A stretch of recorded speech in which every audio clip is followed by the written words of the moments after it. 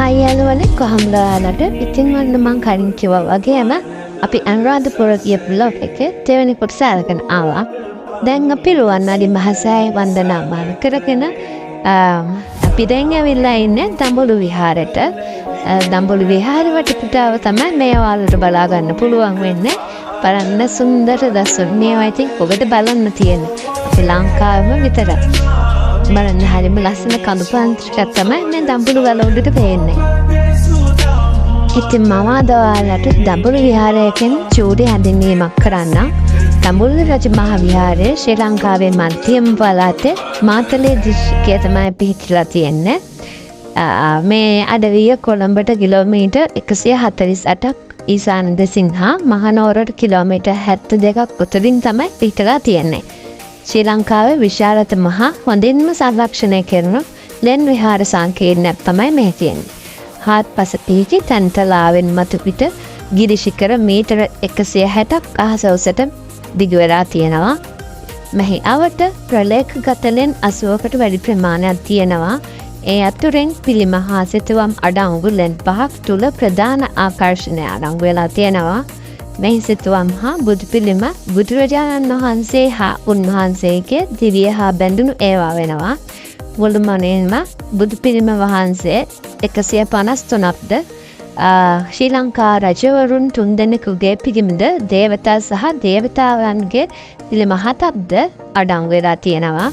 පසුව සඳහන් වූ 4 දෙනා අතර විෂ්ණු ගණදේවි හින්දු දෙවිවරුන්ගේ පිළිම දෙකක්ද අතරත් වෙලා තියෙනවා. බිත්තිසිතුවම් වර්ග මීටර 2100ක් පමණ ප්‍රදේශයක පැතිරලා තියෙනවා. බිත්තිවල දක්නට ඇති සංවර්ණ අතර මාරයපු විසින් බුදුරජුන් පෙළඹීමට ගත් තැති හා බුදුරජුන්ගේ පළමු ධර්ම දේශනාව දැක්කෙනවා. දඹුල්ල ලෙන් සංකීර්ණය අසතොට ඉබ්බන්කොටුව ප්‍රදේශයේ වසර 2700කට වඩා පැරණි ක්‍රිස්තු පූර්ව 700 මානව අටසැකිලි සහිත සුසාන භූමි සොයාගෙන ඇති බව සඳහන් වෙනවා. බුද්ධාගම ලංකාවට අවතීර්ණ වීමට පෙර ආතුව මෙම ලෙන් සංකීර්ණය තුළ ප්‍රාග් ඓතිහාසිකයන් ශ්‍රී ලංකන් දිවියෙක් බව අනුමාන කරලා තියෙනවා. ක්‍රිස්තු වර්ෂ 7 වන සියවසේ තරම් ඈත අතීතයකට හිමිකම් කියන මෙය ශ්‍රී ලංකාවේ අතිශයින්ම චමත්කාර ජනක ලෙන් විහාරයයි. අති විශාල පර්වත තලයකින් ආවරණය වූ ලෙන් 5 ඇතුළත වියලිව තබා ගැනීමට ගලෙහි බිත්ති ඉහළමයි මේ කටාරම් කොටා තියෙනවා. 1938 දී මෙම ගෘහ නිර්මාණය ආරුක්කුමය කුළුණු පෙළකින් හා දෙපළ වහලෙන් සෑදී ඇතුළීම් දොරටු වලින් සරසනවා.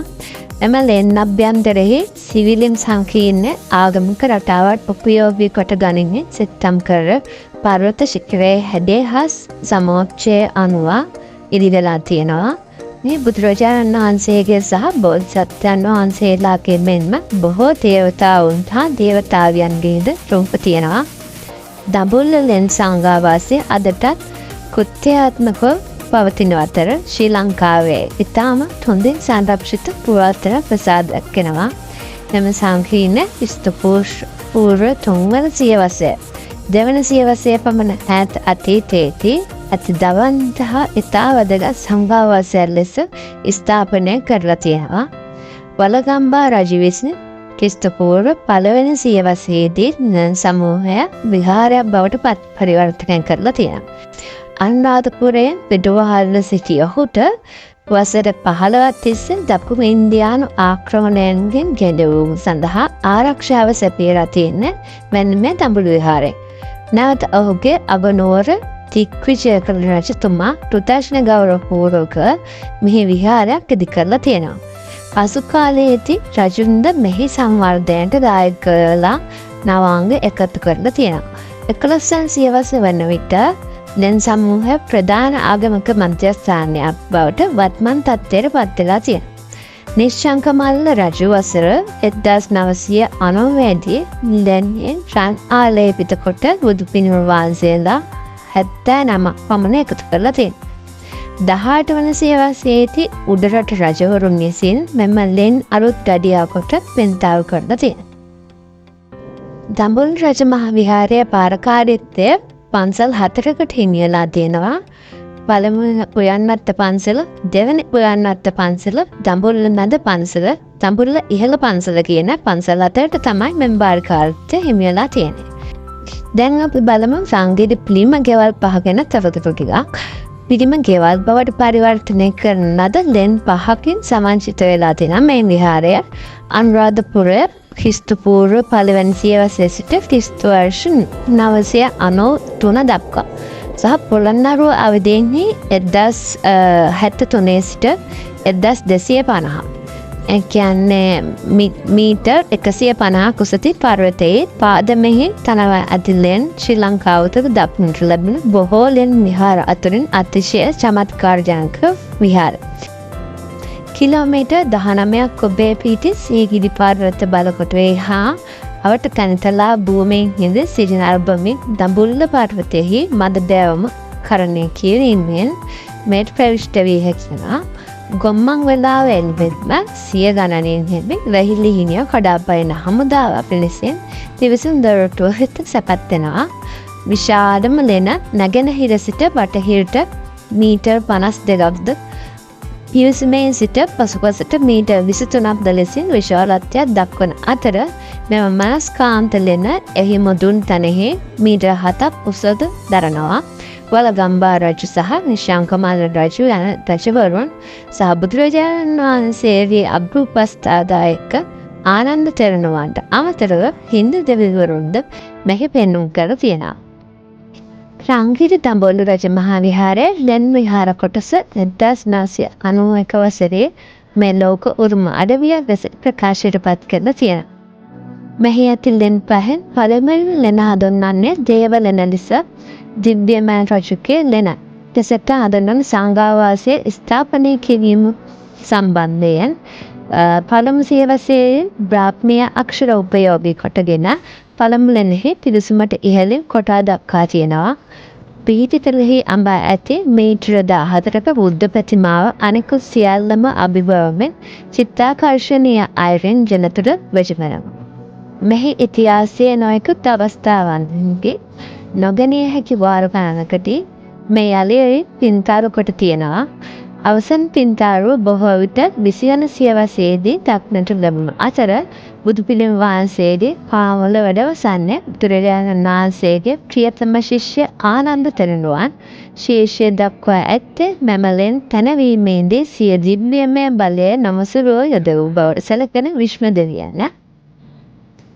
දෙවන හා විශාලතම ලෙනෙහි හිටි බුදු පිළිම වහන්සේලා 16 නමක් හා හින්දි බුදු පිළිම වහන්සේලා 49කට අමතරව මල් මාලා පූජා වලින් වන්දනාකරුවන්ගේ නිරන්තර ප්‍රණාමයට බඳුන් වන සමන් දෙවියන් හා විෂ්ණු දෙවිවරුන්ගේ පිළිමද අවසන් ක්‍රිස්තු පූර්ව පළවෙනි සියවසේ එම විහාරයේ පූජා කළ වලගම්බා රජුගේ හා විහාර ප්‍රවිෂ්ඨය අභ්‍යාස පිහිටුවා ඇති ශිලාලේඛනයේදී දක්වන අයුරු 12 සියවසේදී පිළිම වහන්සේලා 59ක් හා කණින් ආලේපකට පූජා පැවැත්වූ නිශාංකමල් රජුගේ පිළිමයද පිහිටුවා ඇත.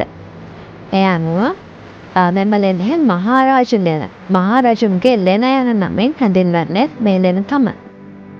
කුටියේ වම්පස පිහිටි ගලෙන් අඹා ඇති බුද්ධ ප්‍රතිමාවට පරිවාර වශයෙන් මෛත්‍රී බෝධිසත්වයන් වහන්සේ සහ අවලෝකිතේශ්වර නාථ දේවයා පිළිමය දක්නට ලැබෙන්නට තියෙනවා. මෙහි දාගැබක් හා ශෛලමය පියස්සෙහි පැලමකින් රෝග සුව කිරීමේ බලය ඇති බවට විශ්වාස කරන ජල බිඳු වස්නය වන ජල බුබුලක් පිහිටා තියෙනවා.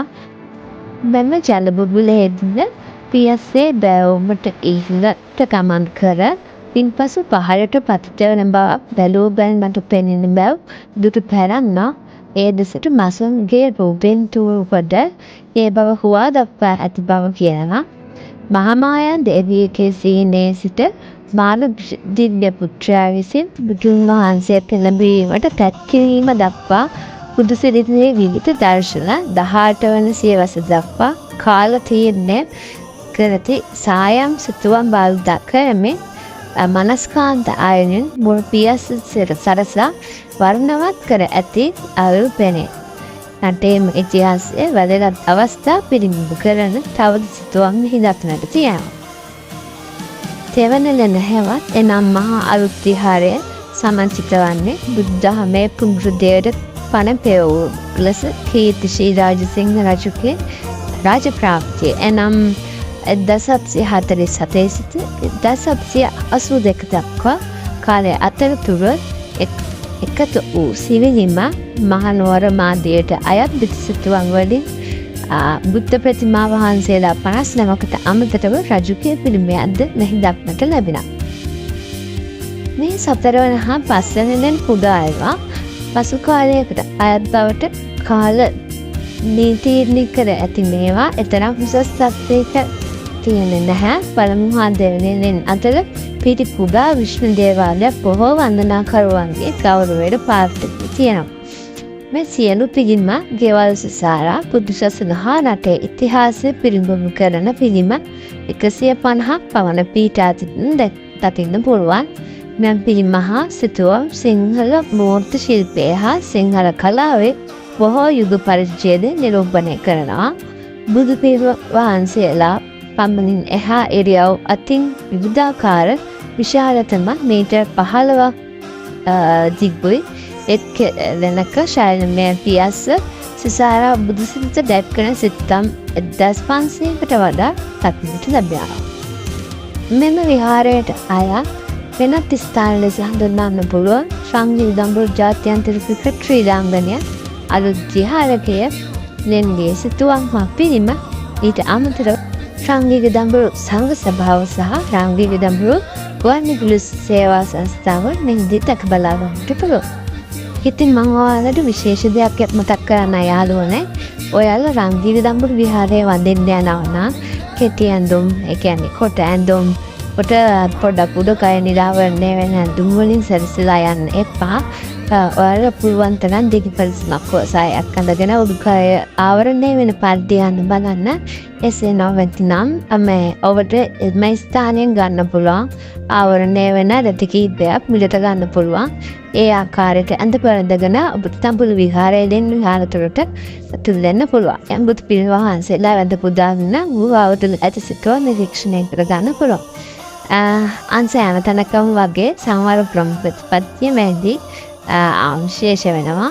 පොලිතින්, ප්ලාස්ටික් සහ ඕනෑම නතින ආකාරයක ද්‍රව්‍ය පැකින කියොත් ඒවා මතක් කරලා ඔයාලා නැවත අරගෙන එන්න.